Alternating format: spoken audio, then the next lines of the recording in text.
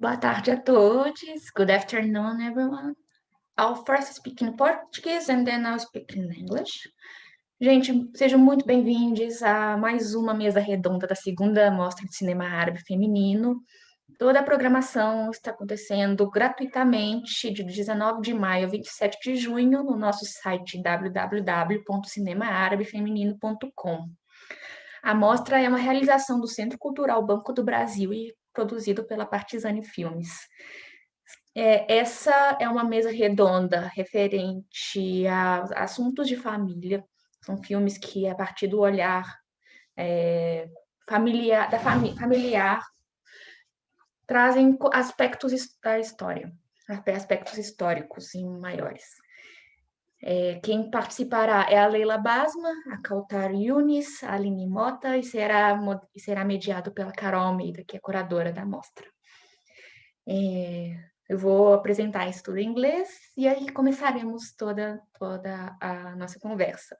Um último recado é que, se você está assistindo esse link em português, você ouvirá a voz da Raquel de Souza, que é a nossa tradutora. Se você deseja ouvir em inglês, no idioma original, terá um link direcionando para um outro link do YouTube que a gente está transmitindo. Tenham todos uma ótima mesa redonda, uma ótima conversa e que seja bem proveitoso.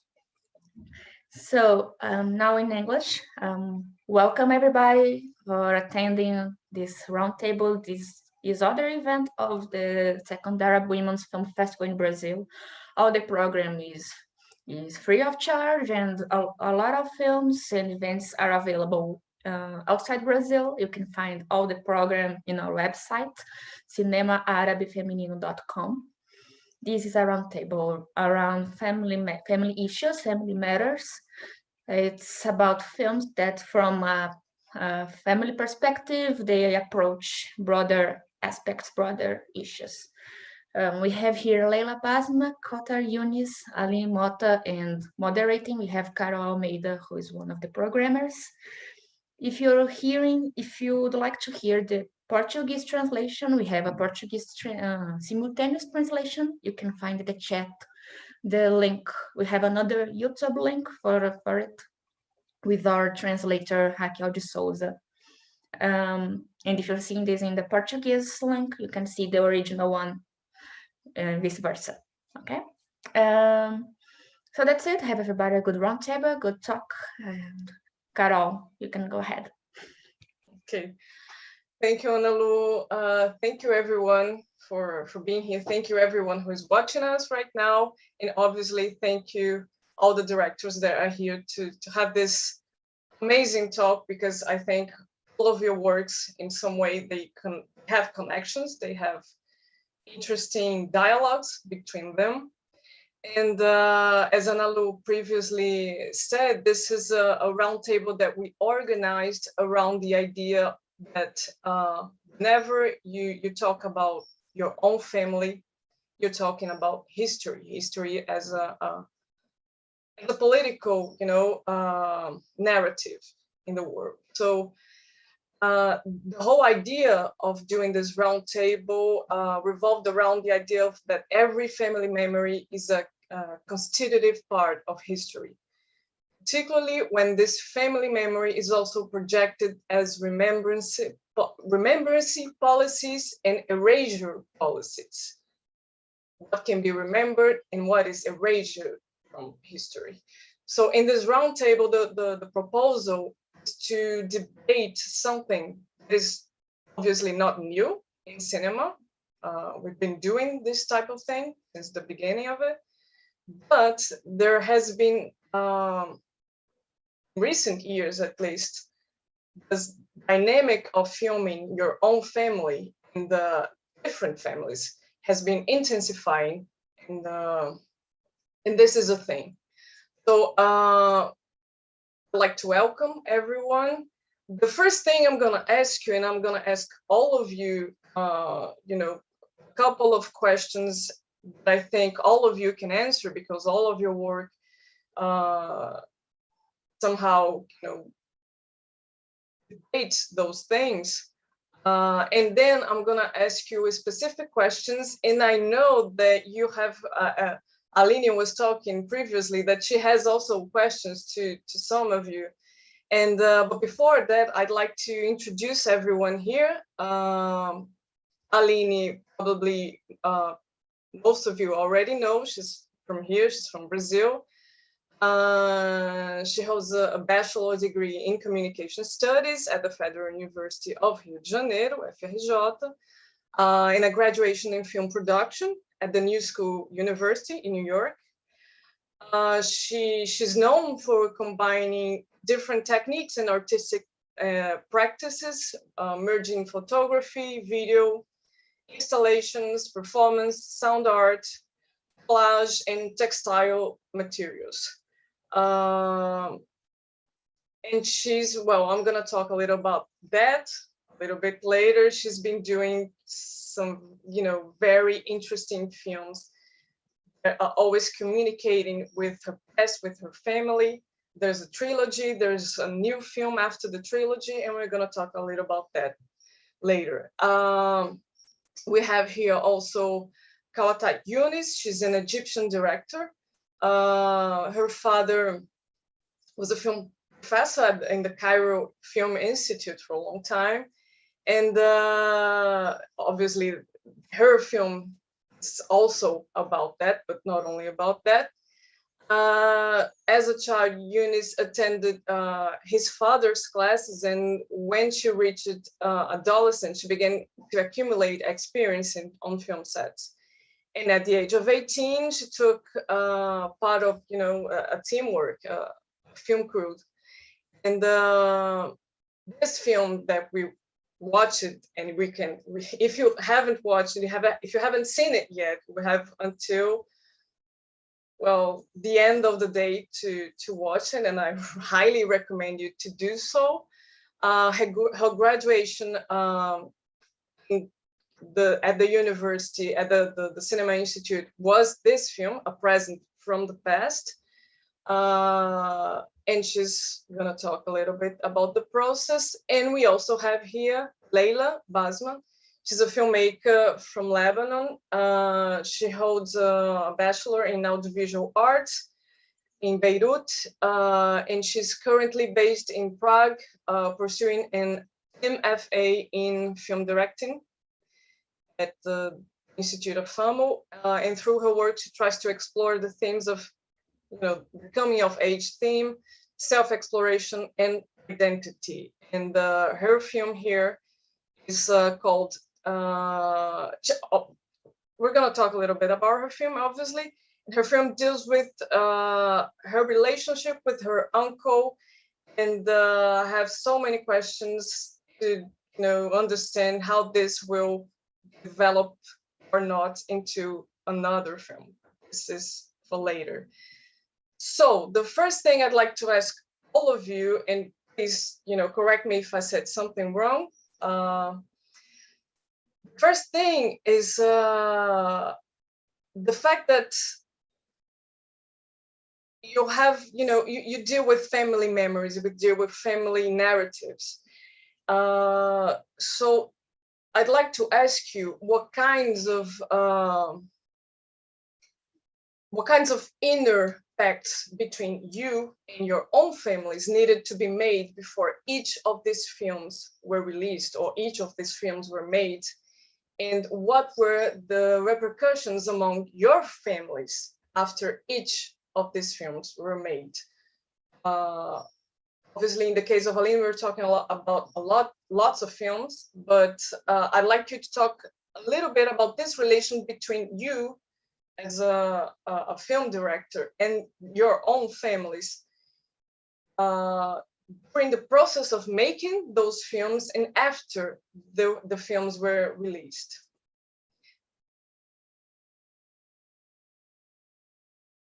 Okay, I'm gonna ask one of you to start. I'm gonna do that in alphabetical order, so Aline can start that, and then we have LEILA, and then we have KAWTHAT. Okay, so boa tarde a todos. Good afternoon, everyone. I'm really happy to Good be. afternoon, everybody. Maybe I just have to put this off because I'm hearing now the translator. Sorry. So first, I just would like to thank for this opportunity to see these films.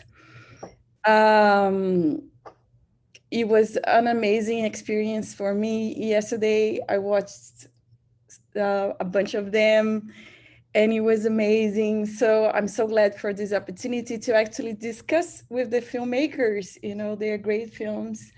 And I can say I can relate to both of them very deeply, and we can discuss more about that later.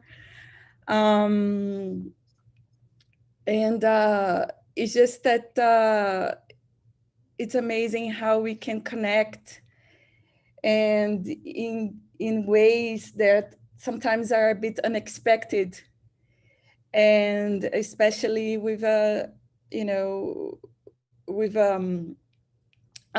films that we've never, I think I've never heard about before. You know, I didn't know much about it.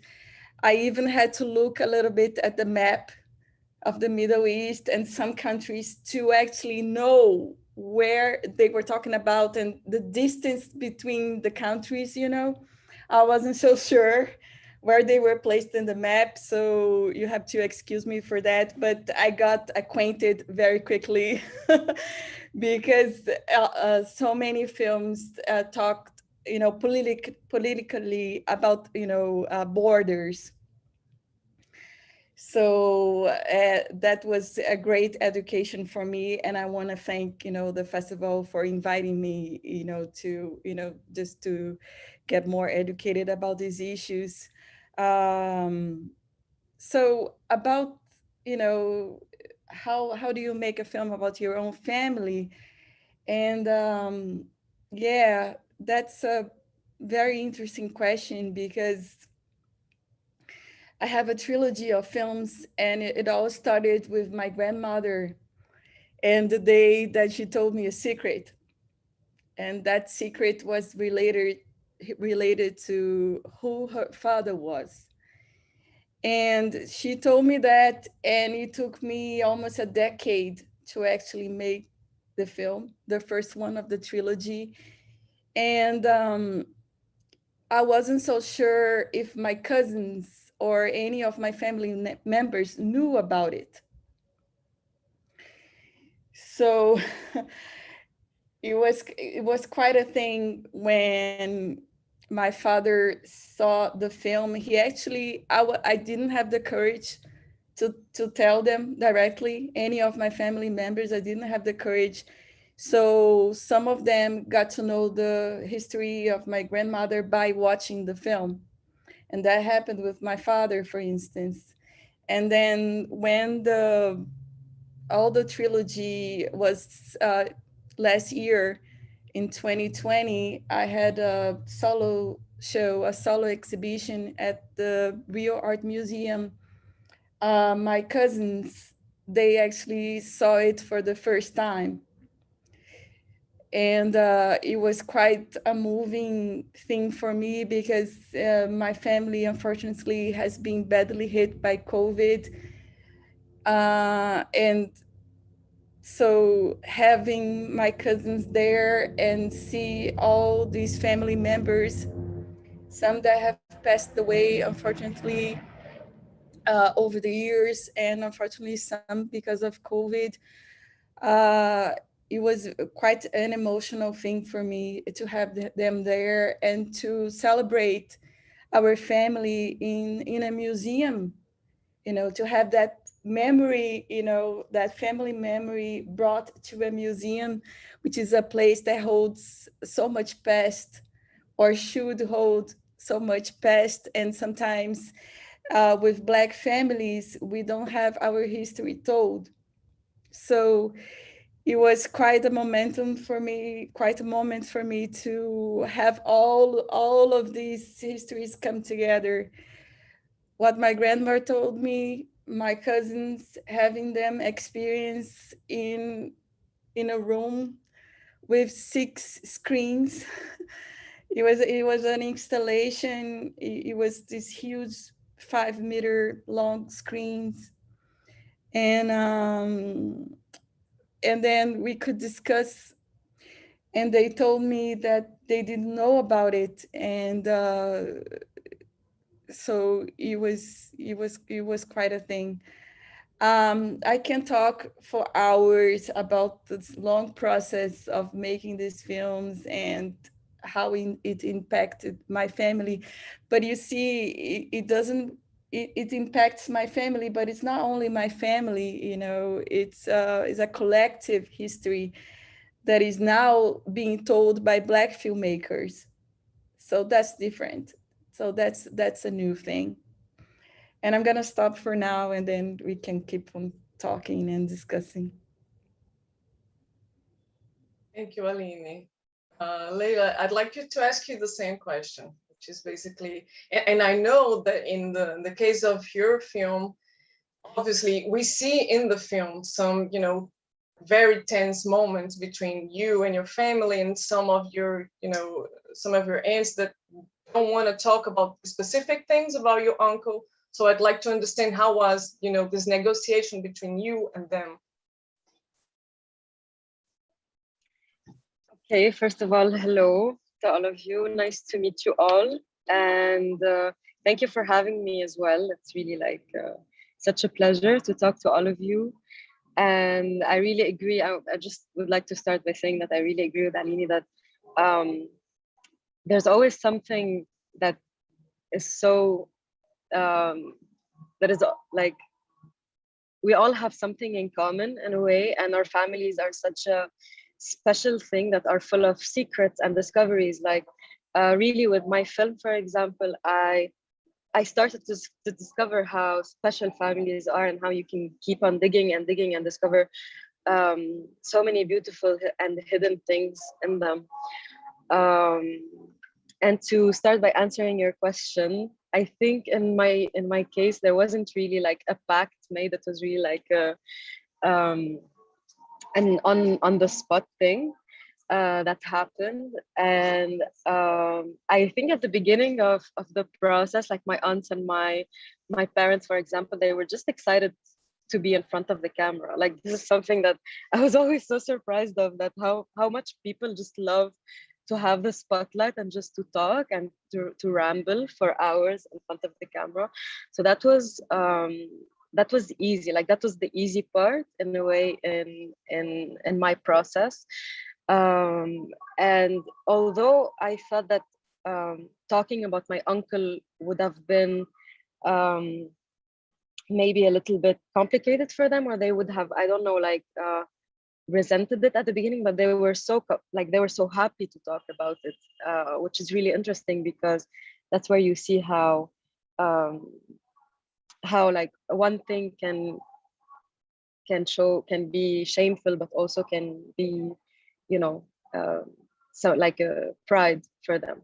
So yeah, the process of putting them in front of the camera and talking to them was very interesting. And also I was meeting my aunt for the first time in like, I don't know, like 15 years. So it was also a very interesting process.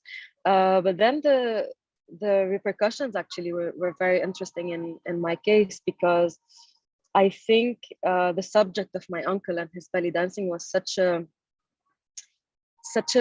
like a secretive thing, such a thing that we don't talk about, that seeing a film about it was like such a slap, not a slap in the face, but more like putting it out there and really like showing it to people. So I think some of my family members just like saw it clearly in front of them for the first time. Although, for example, some of my family members knew that he used to dance and knew that he used to do some shows, but they always they had the option of not watching his shows, or they had the option of not facing that thing. But with the film, I think because they wanted to see themselves as well, and they had the curiosity, so they had to see it, which I think was very interesting, because they kind of discovered him for the like from a new point of view, from like my point of view, which is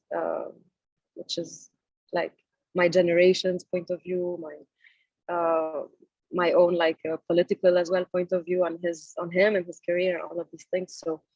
So yeah, I think I will also stop here, because I don't know if if I'm talking a lot, but yeah, we can keep on. We can go on later in the conversation. Thank you. KAWTHAT, obviously, one of the first things that we asked when we finished, the process of curating those films was your mother at the very, first screening of your film? How was it for her, and how was it, the things you had to talk before and after the film was made? Yeah. Okay.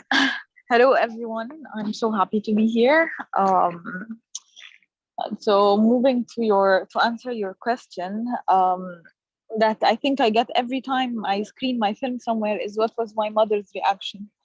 And my answer is very straightforward. Like, she encouraged me and she was a bit jealous. I mean, it's normal. It was expected that she'd be jealous. And I tried to make it up for her after, and like I invited her to travel with me to Berlin and one of the screenings and all of this. But I was like being this naughty girl of like, I know this plus this equals this to her. So my mother knew about the film the moment I planned actually to work on it, and she was encouraging me out of because I'm her daughter, so she must encourage me. Come on.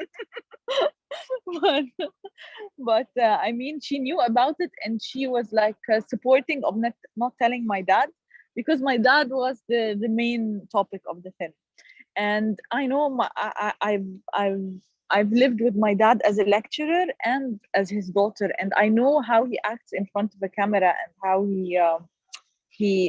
how different he is as a lecturer from a father. So I was very keen of him not knowing that I'm doing a film about him. Even if he sees a camera, then the camera is there for homemade videos, not for a film. And for me, actually, it was a way of trying to hold on to this time with my father, because I was always afraid of losing him. And I was doing the film because it was a way of capturing him being here, so I'd have something to hold on to, even if it's not a film, but it's a way of keeping him next to me, or like having him all the time.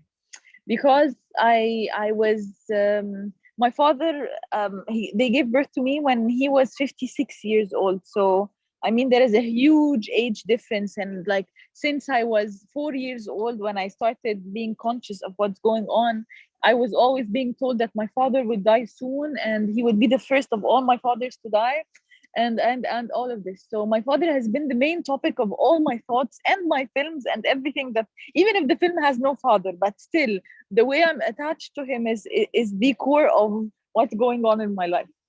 So for me, this film was a way of holding on to him, and like now 10 years after the film, and he's still here, and things have changed. My mother got divorced, and like, it's crazy. The family is super crazy.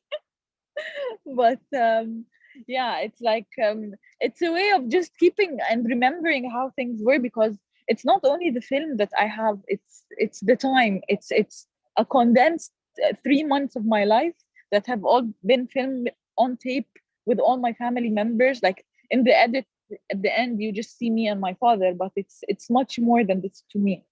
And for me, I believe it's a way of keeping myself sane, because usually when there's a fight or a discussion between my father and my mother and everything, each one says something that's completely the opposite, and both of them believe what they're saying 100%.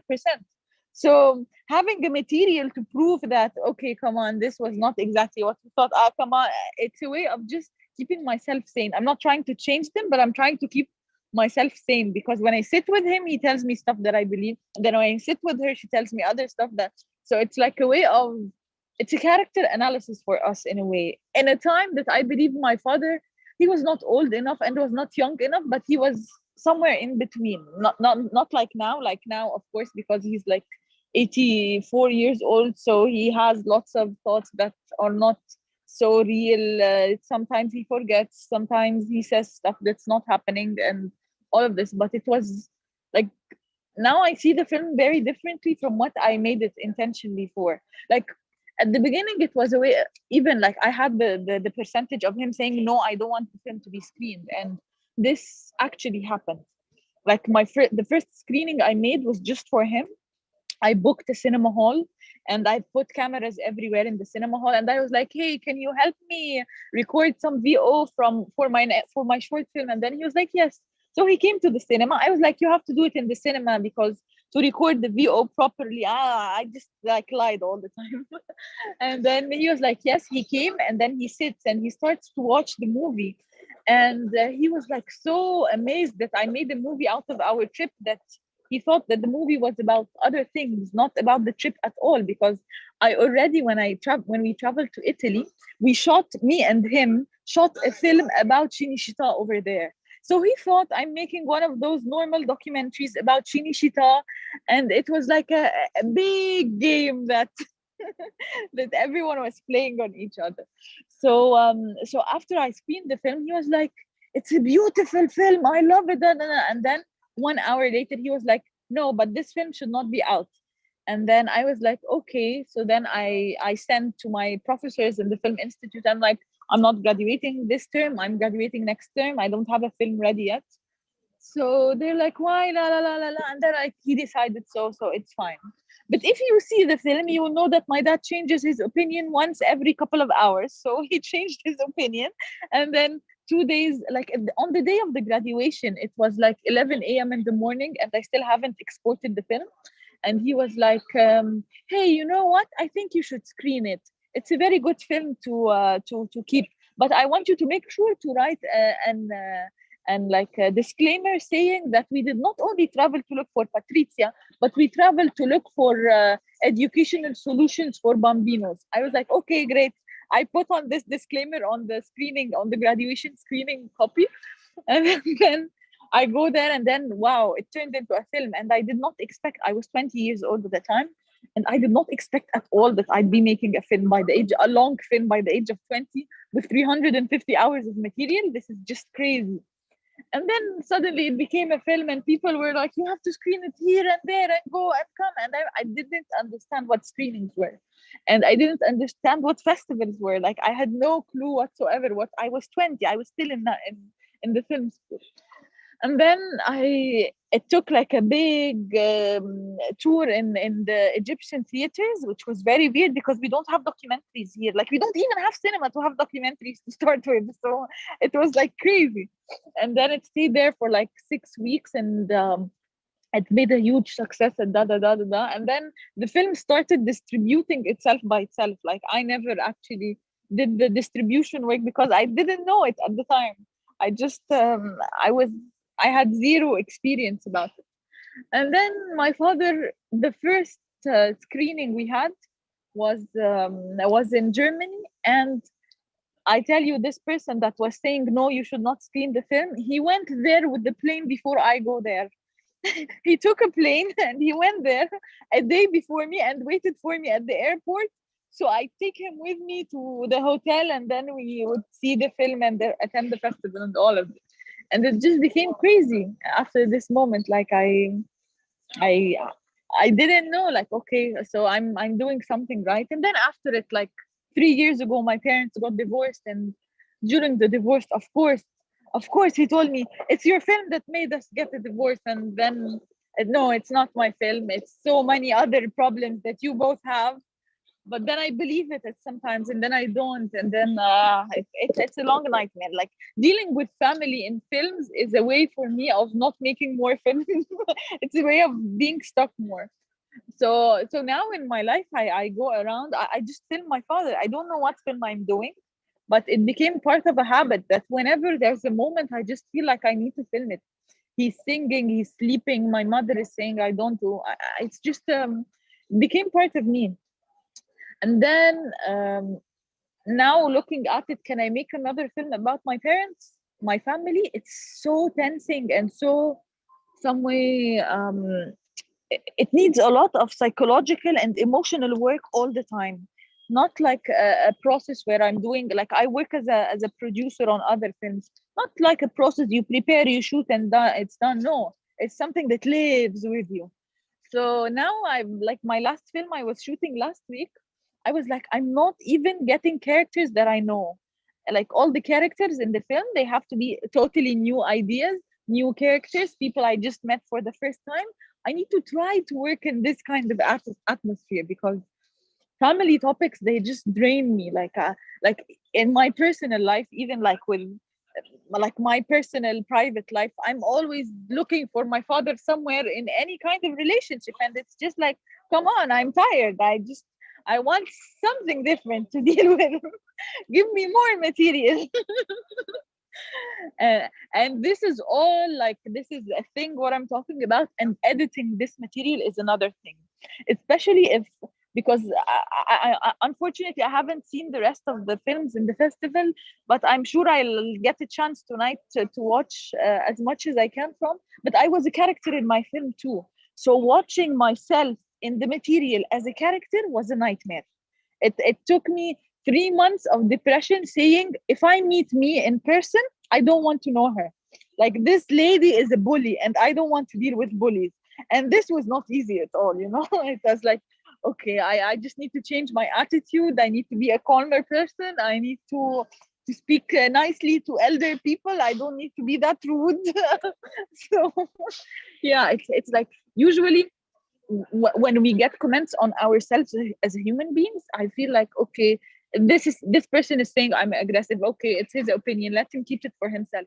But when I get to see myself as a director, as a character in a film that I'm building the structure of, this is something completely different. It's like meeting me and it's not me. So it's like, it was a very tense experience. So now I'm always behind the camera. I just don't feel I should be standing in front of it with my parents anymore.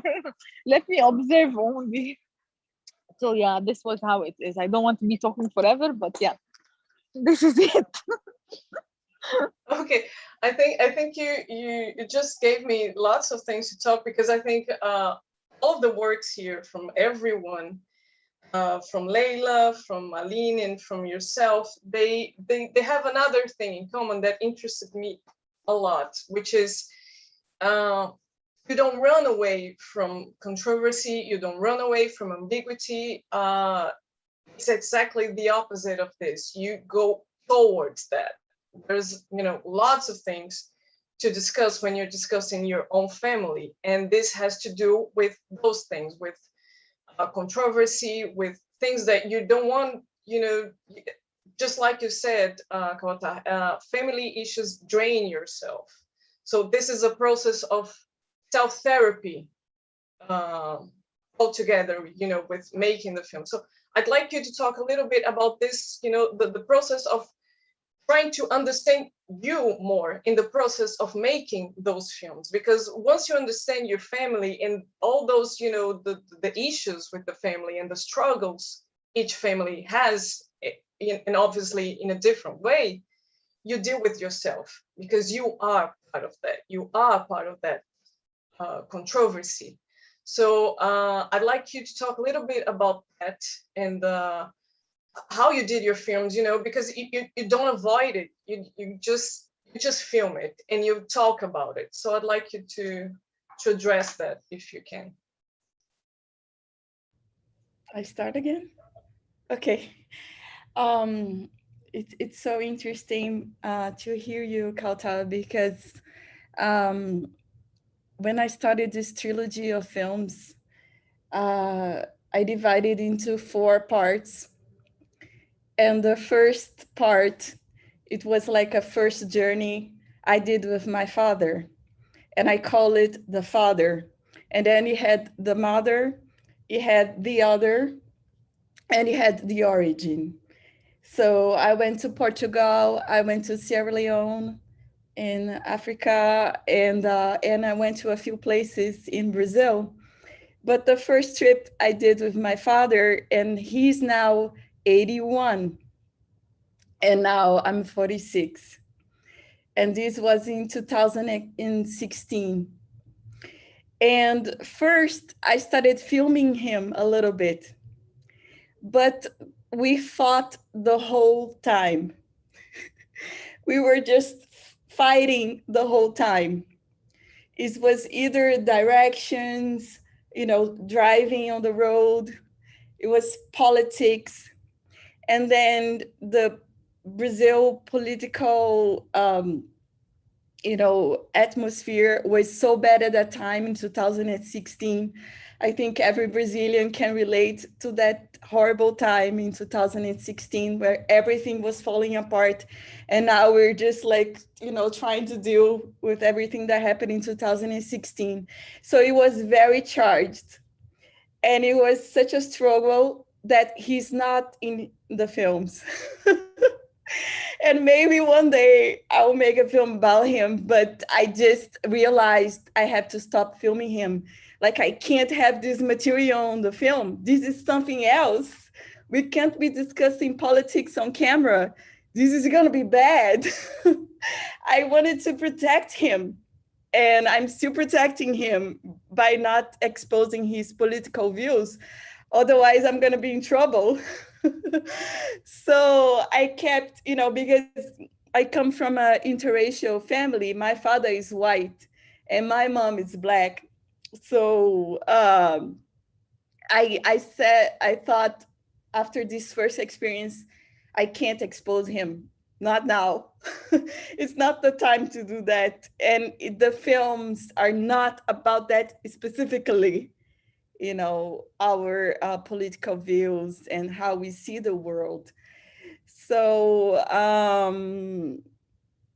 yeah, I think I just, you know, got lost a little bit, like thinking about those times, about that road trip that I did with him.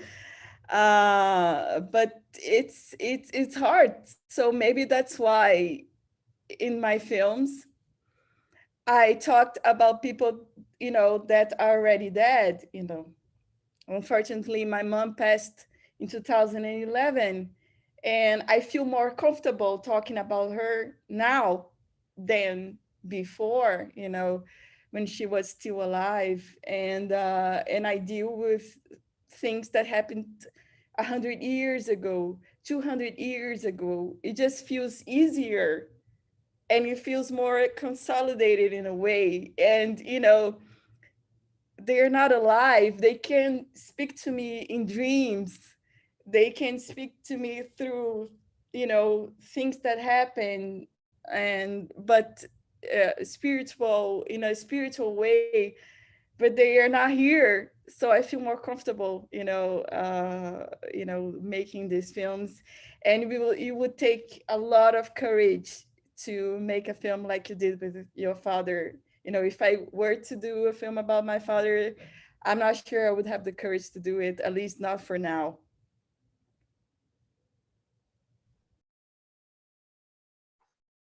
Leila, are you there? I'd like you to talk a little bit about, you know, the process, because I know that when you finish the film, by the time the film is, you know, ending, we get the feeling that there's something else. You know, this could be the beginning of a new project, which would be a new film. So I'd like you to talk a little about that, the conflicts you had within yourself, being this new generation that you just were talking right now, because it's different. You know, the way you connect with your uncle and the way you project him is very different from the way, you know, old ones in your family with that. So I'd like you to address that if you can. Yes. Actually, starting the film, I didn't know that I would be a character in the film either. Like, it's such a, I think all of us can relate to this. The family topics is that, like, we start with a feeling like there's something inside, but we don't know that actually, like, we are a big driving line of the film. So starting the film, I really didn't know that I was gonna end up being a character in it, and I didn't know that my, like, actually I didn't know that my character arc is also going to develop. So yeah, starting the film, I started with like my parents and everything, but at the end, like when I called my uncle towards the end and had like my conversation with him, it was really interesting what I felt. It was really interesting that I had this like longing and I was missing someone that I really never knew. So that's where the idea of taking this project further, and this is where the need of developing this project into a bigger project started. So now I'm developing this film into a feature film where I actually go and actually try to meet my uncle. But this is where, you know, it gets kind of complicated, because as Aline was saying, like, I really think that it's easier to deal with people who are not here. Like, it's so easy for us to cling on this portrait, and which is really what I do in my short film, is that I build this portrait of someone who is absent, and this is where I kind of deal with this portrait that I built, and, you know, face this, the human behind it, the reality behind it. So this is going to be like another journey of meeting this person who I never met for the first time, and actually facing this image of him, like that I have in my brain with who he really is. So yeah, I'm excited to know what my character is going to develop to, you know, later in the second project. And it's I think it's like this ongoing, I'm still in this journey, like I still don't know, you know, much about me and my relationship with him, and what I feel brings us so close together with my uncle, and you know, why I'm so fascinated by his presence and my family and my family and the secrecy. Yeah, I connected with him. So yeah. Thank you. We already have questions here from, you know, everyone who is watching. The first question goes to KAWTHAT. She says your film is very impressive, and it ends. The end of it is very surprising, and she asks if your father ever saw Patricia again or not. No, after this day, he never met her, but we actually went. She called us. What was not in the film is that she called us after we left, and she started crying, and because she did not realize, it was like, you know how quick things happen, and you just get to realize what actually happened after. Like on our way in the train backwards, what happened is that she called us and she was crying, and she was like, I can't believe that you actually did this. And for me it was like so emotionally heavy, because the moment I met her, I cried. It was like I felt so many mixed feelings, and I was not the one who's supposed to be the main focus of this moment. It's more of my father's moment. So when she called us after, I felt like I got touched. And then later on, I found her on Facebook, and she had put a post on Facebook with the ring and the bracelet and everything my father got her. And then she was like, sometimes you get like a payback, or like you receive gifts that were late for 33 years. And for me, this was like so, like it was so fulfilling emotionally to let her feel this. And then after it, she wrote me that she wants to see the film, and I was like, I will show it to you, but I did the translation in Italian, but I never had the chance to go back and actually hold the laptop and show her the film. And for me, sending a link was just like a lame way of doing things. So I had actually a plan right before COVID that I was going to travel to her to let her see the film, and then COVID came, and then everything got fucked up. So I'm looking forward, perhaps I can this year show her the film in person, and like go to her and let her see the film, and maybe take my father with me if he wants, since he's a single guy now. I don't know. Maybe, but I'm always also afraid of age, because like originally when I was in Cairo thinking of her, I was like, she's probably 75 years old. I don't know if she's still here or she left or what. And I was like, even if she left, I'll go find her grave and stay there until, and then this would be the ending of the film. Or maybe not, maybe this would be the middle part. I don't know. I didn't even know what the structure of the film was. But yeah, I'm very, I hope I can actually make this happen, to go to her and actually show her the film with the Italian translation. If not, then I don't know. I feel I'm at the risk of sending the film online, but I feel no, it's not. I need to be next to her when she sees it. I'm tired of Zooms online. It's like so heartless, emotionless, and like I need to touch a person, you know. So yeah, hopefully, I hope I can get a Schengen this year and go. I don't know. Let's see how it goes. Yeah, we're all familiar to this feeling of, you know, having to touch people because it's been, you know, crazy, this Zoom talks all the time. There's someone asking here about Aline's films, because Aline is not obviously in this specific festival, but the connections that we wanted to make between her work and your work were evident from the very beginning. So there's someone asking where can we access Aline's films, but before her answer, I'd like to just, you know, because I'd like to also understand a little bit about her work. She talked about the trilogy. There are 3 films. The first one was Pontes sobre Abismos. The second one, Se o Mar Tivesse Varandas, and the third one, Outros Fundamentos. And there's also a new film called Filha Natural. And they are, you know, they are connected in lots of ways. And they, and I'd like Aline to talk a little bit about that. They deal with the, you know, with documents, with archives, transforming them into something. She's not, you know,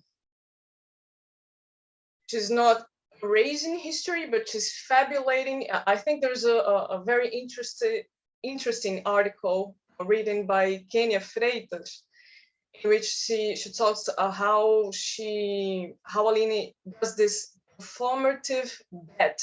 I think this is how she puts it, a performative bet of working with Afro-fabulation, you know, dealing with those documents and archives in a different way, so to fabulate in what's not written and what's not shown in those documents. So Aline, if you could talk a little bit about you know, how you deal with those images and those, and obviously also LEILA and also KAWTHAT deal with those, you know, archive images in a very different way, but I'd like you to talk about, you know, the kind of responsibility as an artist that you have with those archives and documents, and you've been dealing with them for a long time right now. Yeah, so how can people watch my films? Now we have so many online festivals, and I can't even tell you like where, because there are so many. I get so many requests. It became a thing, maybe in Brazil, maybe internationally. I don't know how it is for both of you, but I get requests all the time. And so they are online in some festivals. And but Bridges Over the Abyss, which is Pontes sobre Abismos, is you know, is on my Vimeo for free, in Portuguese, obviously, and also with English subtitles. So anyone can watch that, and just go to my Vimeo, you know, account. It's very easy. And you can, you know, see at least the first one of the trilogy. But it's interesting that you mentioned this article by Kenya. It was a wonderful article to read, because up until then, I myself, I haven't made the connections that she did. You know, I of course, I was very conscious of the whole process. Obviously, you know, I gave so much thought to everything. It's a film with 3 channels. It's a 3-channel film. It's like 3 screens. So there was so much material I had to deal with it, and all this fragmentation into these 3 screens. But there was something that she said that really struck a chord on me. she said it was a way to articulate loss. And how do you talk about loss? How do you talk about absence? And for Black families, sometimes, most of the times, we don't have a lot of documents, like real documents. And when we have a photograph of an elder, it's like for bureaucracy purposes. So you have like those tiny, photographs of them for, IDs and things like that. So that's why it's the same images that keep repeating themselves, because I don't have that many. So it's just this repetition is just articulating this loss, because it's saying that's the only picture I have of her. So it goes again and again and again and again. So that became a strategy to for the editing, and became a strategy of dealing with this loss. But something that I've been saying is that an archive is not only documents, but we have our emotional archives. Our family dynamics are archives, our emotional archives that we deal with it. And so we can't draw from these emotions through many different ways, and how they communicate with us. And that's part of the film too.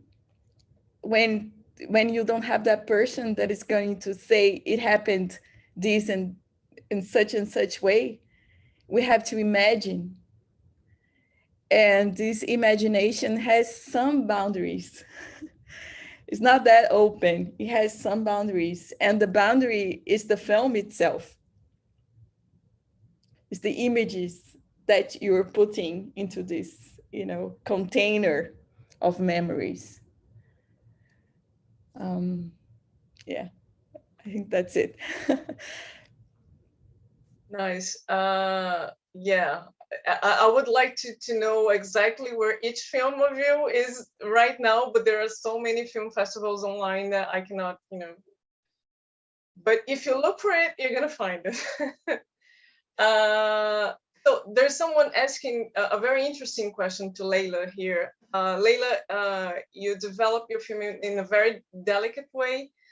You show your affection for everyone through details. And this is very important, because this filming of details is something that is really, I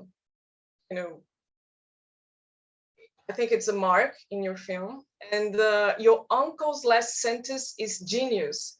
What was and what is your uncle's feeling for the film? This is a very interesting question, because we don't know how does he relate with what you did, and how it is the process going on right now since you're this new project. Thank you. Okay, so I'm gonna start by the last part of the sentence of my uncle.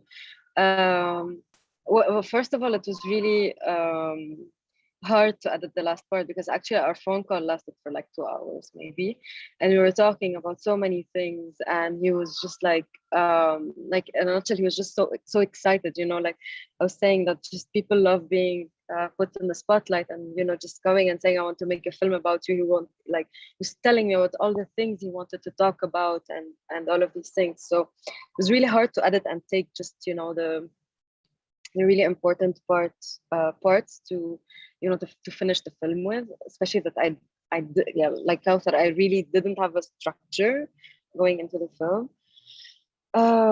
But later on he saw the film and he liked it very much, which actually came as a surprise to me. And I told him that I want to, take this project further and make a longer film about him. And again, as a performer, he loves the spotlight, so he said, of course, yes. But then there were some repercussions in the family, that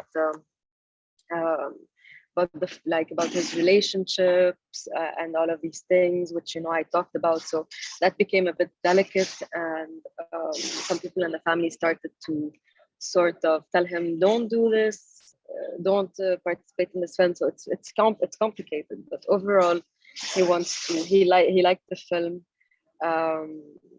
and is excited to embark on the next journey, but it's always going to be so complicated to talk about a few themes of sexuality, relationships, and all of these things. And then about the whole delicacy and intimate things, I just wanted to develop a little bit about that by just saying that that's why it is really important for me to shoot the film with a small camera, to just have a camcorder. And really it was such a minimal film, starting it, I really had, I didn't even care about making a film out of it. I wanted to sort of just explore my family members, and for me it was like, even if it ends up being something that I can't use, it's still archives for me, like you were saying, that it's kind of like a family album in a way as well. It's like my own way of archiving the family and what they really think. Yeah. Thank you. But I was thinking about something since we're talking about the what happened after the film was screened, and it's been a long time since then. There's something interesting. Aline was just talking, before we started this conversation, that yesterday here in Brazil was Valentine's Day, which means your film has everything to do with that, because it is a love story at the end. And there's something interesting, because both you and your father, you work with cinema, so you were both fully aware of the effects of film imagery has on our lives. This awareness of the fictional narrative weight the cinematography image on our daily lives, even if we are talking about documentaries. I think this is very present in the film from the editing perspective, because the editing is very attentive to the peaks of emotion and frustration in this love story, because that's what's a love story, full of emotions, full of frustrations, and sometimes the end, it's not how you project it to be. So obviously you already answered that your father had no idea that you were doing a film, but how the awareness of doing a love story in a documentary way was with you during the process of editing the film. What did you want to tell in the process of editing it? Yeah, so can you hear me? Yeah. So I want to tell you something that while you were speaking that came to my mind, is the fact that the most satisfying feeling I got after the film was screened, that I get people coming up to me and telling me, my father used to love blah, blah, blah, blah, blah when he was young. And I figured out that almost, like, I'd say that 80% of the audiences that saw the film, they had a similar story if I happened to attend the screening that they came up to me and they told me about. And I felt that this was enough for me. Like I was not aware while doing the film that what it was the impact of the imagery of the cinema on the audience and all of this. I just made it completely by my senses. Like even the Cinema Institute in Cairo, they were not encouraging me to do this film. They thought I was crazy. They thought a graduation film should be 20 minutes long. And they felt that I was not abiding by any of the rules they were saying. So this was very frustrating. But I just went after what I felt.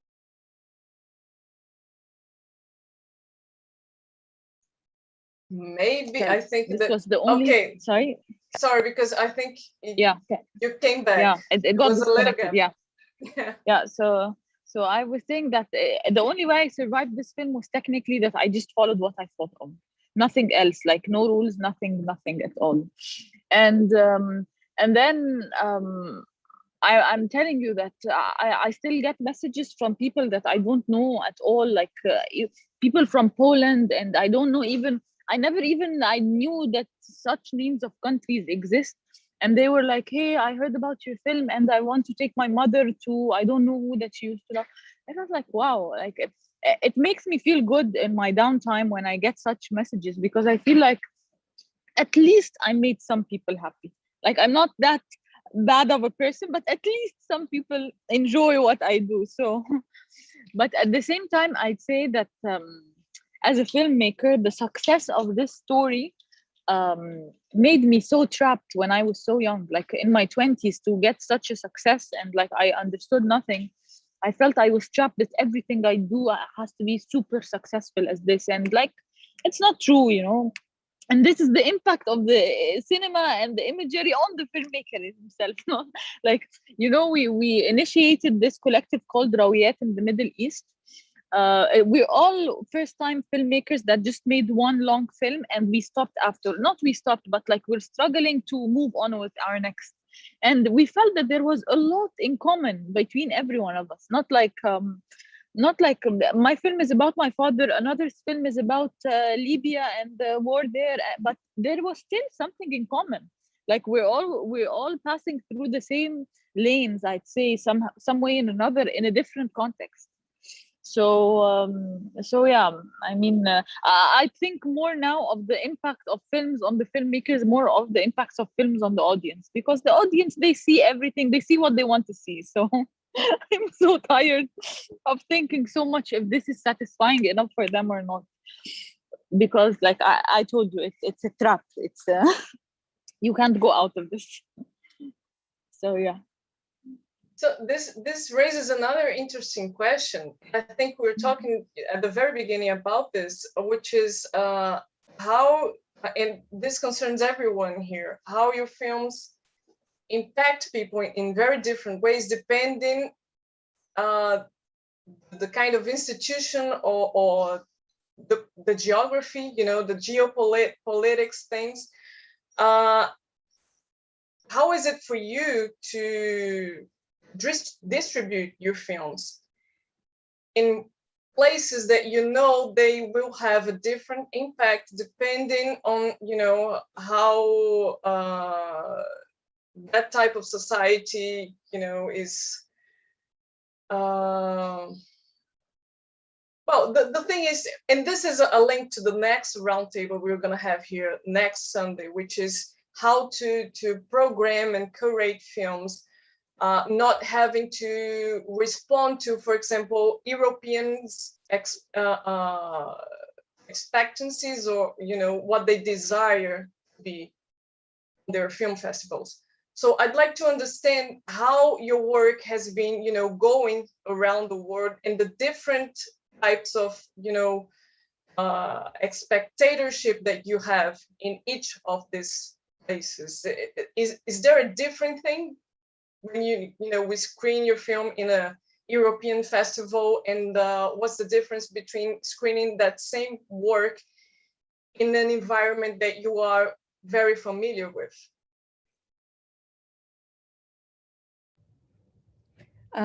For me, it's very interesting because for so long, I worked in film crews as a script supervisor.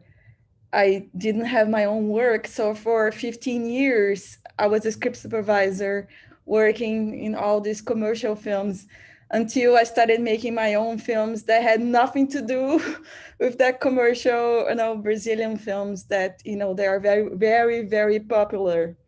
I worked as a script supervisor in many popular and, you know, this commercial films. And then when I started making my own films, it kind of naturally went to the visual arts. So they are shown in, you know, art institutions, they're shown in museums, which is a bit odd too, because you have to go into that museum to, you know, to see the film. Like now you could go to, you know, Real Art Museum, and the 6 screens are there. This big installation is there, but who is actually going there, right? Which is very different from, you know, online festivals. Some films are multi-screens. They had like 3 screens or 2 screens, and then people watch it, you know, like in their little computer. And, you know, the second film of the trilogy, it was supposed to be 1 screen in front of the other. There's, you know, a spatial thought behind it. And then when people watch it, you know, in their computers, they watch, you know, 2 screens like together, which is a totally different experience. And I don't mind that. I don't mind that much, but it's, I want the films to be seen. I want the films to be discussed. So I agree to all these requests. It's very rare that I don't agree to a request to show my film, because, you know, Brazil is so big and the world and everything.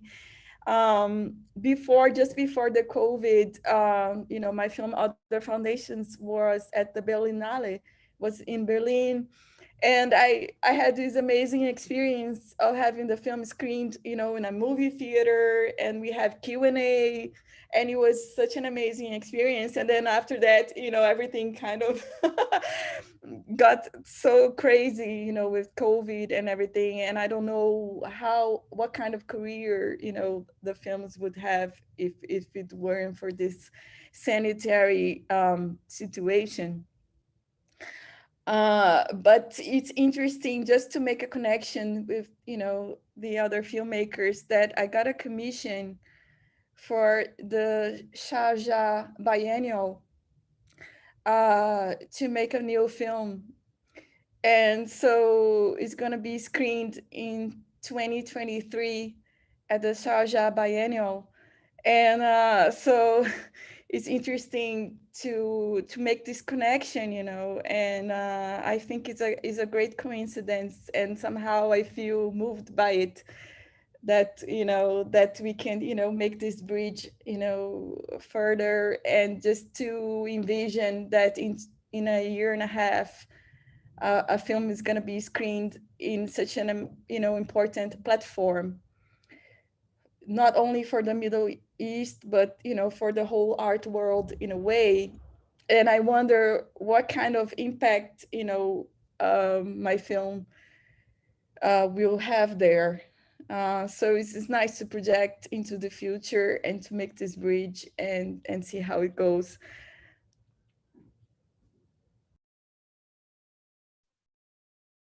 Thank you. Leila and KAWTHAT, do you have experiences in, you know, screening your films in different platforms and different cinemas? How is it for you? How has it been for you, you know, since you screened for the first time your films? I was personally like very unfortunate to only have the COVID festival run, which was really frustrating sometimes, because, you know, the screening, like usually what I really like to do is sit in the screening room and sort of feel the energy. Like if someone is talking, I would get really pissed or something, or, you know, these kind of like really human experiences that I really miss. I didn't experience any of these. So so I only had, you know, like feedbacks and stuff like that. So yeah, but it was really interesting, you know, in my case to have so many people from all over the world watch it and still understand it, which, you know, like I said before, like starting this like small documentary, I wasn't thinking that much about the audience and the impact. And I come from a fiction background, like my master's is in fiction and my bachelor as well is a fiction. So I felt like an imposter a little bit at the beginning when I made this documentary, because yeah, because I don't come from this background, and it was just like, you know, this like little exploration that I did. And then I was really surprised to see how people like understood it, and still connected with families and still found similarities in their families, you know, like we were saying at the beginning. Yeah, I don't know what else to add. Yeah, and I can make connections between your film and some films that I've seen here in Brazil, you know, for the last years. There's also a film about, you know, this the director reaching for her uncle's story, and the story with her uncle is a very specific one because it involves HIV and this type of things. And there are so many connections I think we can make between your film and some other films that we've seen here lately. And KAWTHAT, there's also a question from someone who's watching us, and I think it has to do with this, because you had the opportunity to screen your film in a cinema theater, and you know, it's been, like you said, a decade.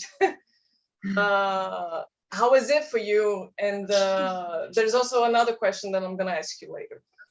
Okay. So talking about distribution, as I mentioned earlier, I just knew nothing about it. And then when I knew about it, I felt very disappointed from how things are being distributed, because it's not the lacking of knowledge about it, it's how it is happening. In Egypt, we don't really focus on documentaries, nor shorts, nor any kind of formats except feature commercial films, which I have worked on commercial films for like the past 12 years of my life. Since I was like 16 years old, I worked on commercial films. And for me, it was never like, I never classified myself as a commercial director or a video art director or an independent director or whatever director. It's just like, I have a story that I just want to tell, whether it fits here, there, or where, I don't know. And then, as I mentioned in a present from the past, the first screening, like usually programmers and people and producers keep on saying you have to target a perfect premiere for the film, so you have better opportunities and blah, blah, blah, blah, and see what festivals ask for which kind of premieres and all of this kind of thing. And for me, I just like threw all of this in the bin, and I just like went with the first festival that I came, because I did not understand what it was. And then from here, the film started taking itself on itself. Like, I don't think that any festival I submitted to, except 2 or 3, I got accepted in. And all the festivals that the film has went to was technically people emailing me, asking me about the film. And this was actually very strange for me, because I got a variety of screening requests. Like, when ALINE was talking about Ben Ali, I got a screening request from a Ben Ali for this film. And if I go and tell a programmer I have this film and I want to screen it in the Ben Ali, they would go and tell me, run away. This film is not meant to be here. And I know for sure, if I was the one approaching them, asking them to screen, they would say no. But it just felt weird, like, you know, video installations and video art and this and that.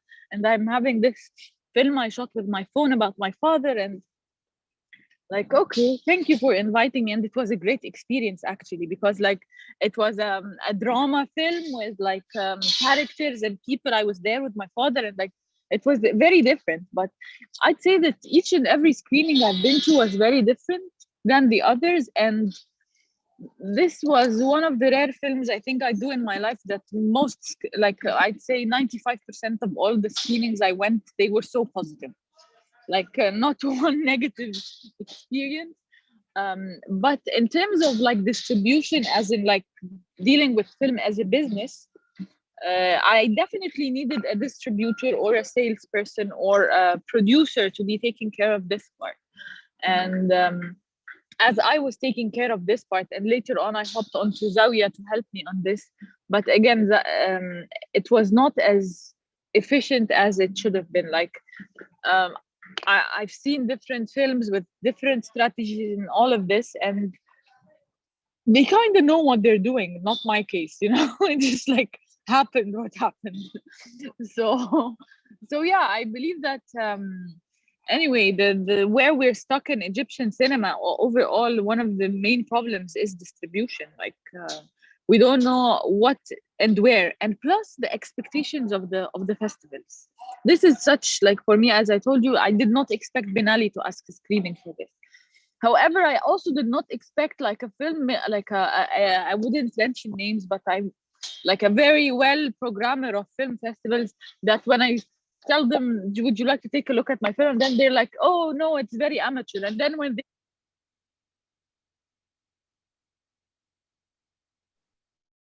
people, you don't know how to do your jobs. Don't put me in this loop. Just don't be present in my life. You don't know what to do with which films to choose, and then later on you ask me, why did I go to this festival? I should have waited to go to this one. It's like a way I think programmers do just to make filmmakers feel nasty about not taking their films there. But yeah. So yeah, distribution was I'm not the person to speak of distribution at all, because all my experiences are too failing to be covering what was meant for it to do it. So yeah, that's it. Okay, we are reaching the end of our talk here, of our roundtable, but before that, there's another question for KAWTHAT. KAWTHAT, when you started making the film, were you conscious about the risks you would face when digging into such a strong love story, a love story that, you know, happened 33 years before you started filming? I'd be lying if I said I knew what the consequences were, because I do films to know. I don't do films to lecture people, you know. So in the process of doing the film, I explore, I get to know what am I, what others are, and I get to deal with people. I get to be a bad person, I get to be a nice person. Like, I never know the outcome until it actually happens. So no, I was not conscious of all of this. I knew it was a big journey to dig in. I knew it was very not easy at all to take this through. But at the same time, I couldn't stop myself. Like, I wanted to do something. So why stop myself? Why not live the experience? I'm here to experience. So and then I can die easier if I don't want to experience anything else. So yeah, that would be my answer for this. Okay, thank you very much. We are really close to the end of it because we have a time limit here, unfortunately. I could discuss all of your films for a long time. I'd like to thank you for, you know, being here, for having the generosity to talk a little about each process. And I'd like to invite everyone not only to watch all the films that are online on the film festival that we, you know, so kindly organized. And I'd like to also invite you all to the talk we're going to have next weekend, which deals with, you know, we're trying to name it like a south-to-south conversation between programming and trying to, and this KAWTHAT, I think it involves the process that you've been through. How can you program and you can distribute your films, not having to, you know, expect anything from institutions that we already know they are very powerful, like European institutions and American institutions. So how can we talk about, you know, distributing the films from the global south between ourselves? So this is an invitation for you to keep with us next weekend, and obviously to watch the films in each constellation of films that we programmed. And yeah, that's it. Thank you all for being here. And thank you all for your films, for your work. Thank you, Carol, and Thank you, Aline, and thank you, Leila. Thank you both. It was so nice to meet you. And I hope we can meet in Brazil sometime. Yeah, me too. A dream come true for me. I just hope we meet in person, you know? Exactly. I'm tired of online. Go to the cinema. Yeah. Anywhere. Not only the cinema, but the bar after the film, you know, but the bar after. Exactly. exactly. Thank you very much. Thank you. Goodbye. Saudades de um bar. Tchau, Ah, tchau. I miss a bar. Vou falar em português agora, ok? Muito obrigada. Thank you so much. It is a great joy to listen to you all here talking about such wonderful, rich films. And it's been wonderful. They have enriched us during our your curation process, and there's several online festivals in Brazil that are showing her film. I would like to state that Sadani could not come and she couldn't be with us. She apologized. And I have 3 messages. First, a raffle we have a partnership with a tablet publishing house that publishes Arabian work, and we will have some raffles on our book page that is going to be published by them. So pay attention to our Instagram, where we are going to have everything, the official picture and all the steps to have this to win this book and this film rather. And I would like to thank Taba for this partnership. We will have an exhibit that will be organized by them with another Arab film curator and artistic films from Latin Arabi, which is a Latin American film festival, a Latin American connection with our countries. On the 16th at 3 p.m., we are going to have all the information available on Instagram. And as Carol has stated, on the 20th, we are going to have this roundtable about South curating films for ourselves. We are going to have on the 19th a conversation with an Egyptian film director. We still have a lot of cool stuff happening. We have the KAWTHAT film available until Tuesday, and the constellation Ursa Maior, so don't miss the film. And then we had a new constellation, which is the Orion constellation, and then we go have another debate with Lana Marufi. We still have a lot to do, a lot to watch.